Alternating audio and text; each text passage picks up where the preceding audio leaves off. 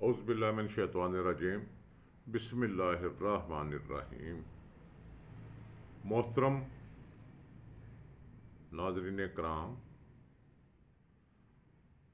اکثر زلزلے پوری دنیا میں آتے ہیں اور آتے رہتے ہیں۔ کبھی چھوٹے چھوٹے آ گئے، کبھی بہت بڑے آ گئے۔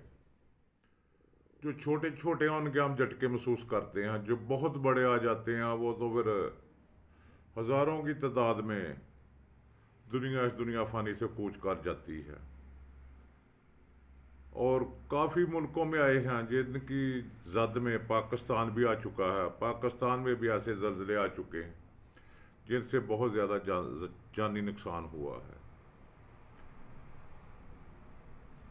دیکھنے والی، سوچنے والی بات یہ ہے کہ ہم جھٹکے محسوس کرتے ہیں زلزلوں کے۔ ہم دیکھتے ہیں زلزلے آتے ہیں، جب زلزلے آتے ہیں ہم بڑا استغفار کرتے ہیں، بڑی نمازیں پڑھتے ہیں، بڑی مسجدوں میں اعلان کرتے ہیں، چوکوں میں ہم بیٹھ کر ان کی امداد کے لیے چندہ اکٹھا کرتے ہیں، بہت کچھ کرتے ہیں ہم ان کی مدد کے لیے۔ لیکن کبھی ہم نے یہ محسوس کیا کہ جھٹکے آتے کیوں ہیں، یہ زلزلے کیوں آتے ہیں؟ یہ ہمیں محسوس کرنے کی کبھی ہمت ہوئی؟ اگر ہوئی تو کیا عمل کیا؟ اگر نہیں ہوئی تو کیوں نہیں ہوئی؟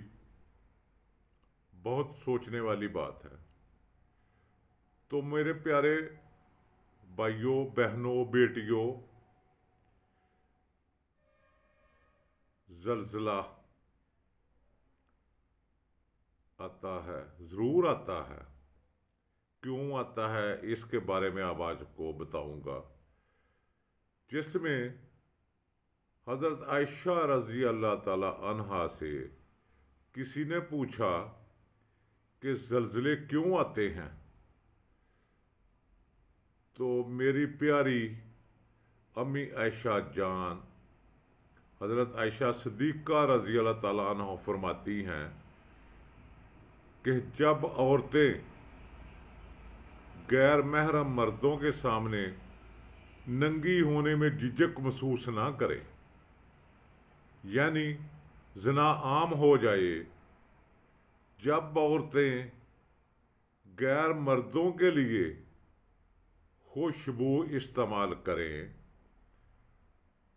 اور جب شراب اور موسیقی عام ہو جائے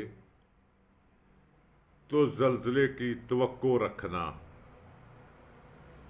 یہ المستدرک الصالحین حدیث نمبر 86 پائی ہے۔ اب ہمیں دیکھنے، سوچنے، سمجھنے والی تو بات یہ ہے کہ جو کچھ آج ہو رہا ہے، جو کچھ آج ہم کر رہے ہیں، یا جو کچھ آج ہم دیکھ رہے ہیں، کیا واقعہ یہ بات درست ہے جو حضرت عائشہ صدیقہ رضی اللہ تعالیٰ عنہ نے فرمائی ہے؟ وہ سب کچھ ہو رہا ہے۔ اگر ہو رہا ہے تو پھر ہم پر زلزلے ہی آئیں گے، زمین دنسی جائے گی، ہم پر پتھروں کی بارشیں ہی ہوں گی۔ تو خدا را کنٹرول کر لیں اپنے آپ پر۔ یہ وقت ہے سمجھنے کا، ابھی وقت ہے کنٹرول کرنے کا۔ جب وہ وقت آ گیا ہمیں آگے جانے کا تو پھر کچھ نہیں ہوگا میرے بھائی، کچھ نہیں ہوگا، خدا کی قسم کچھ نہیں ہوگا۔ پھر ہم پچھتائیں گے کہ ہم اس دنیا میں رہ کر کیا کر کے آئے ہیں، دنیا سے ہم نے کیا کمایا ہے، کیا کھایا ہے، اور ہم کیسی غفلت میں بڑے ہوئے ہیں کہ جو چیز قبر میں رہ جانی ہے، جو چیز دفن ہو جانی ہے، اس کے لیے ہم اس کو संवारने के लिए, उसकी खुशनुदी के लिए, उसको खुश करने के लिए हम कत्ल भी कर रहे हैं, डाके भी डाल रहे हैं, सूद भी खा रहे हैं, सब हराम काम कर रहे हैं। वो क्या है? वो नफ्स है, जिसने मरकर कब्र में ही रह जाना है, और जो क़यामत तक जिंदा रहना है, जिसको हम रूह बोलते हैं,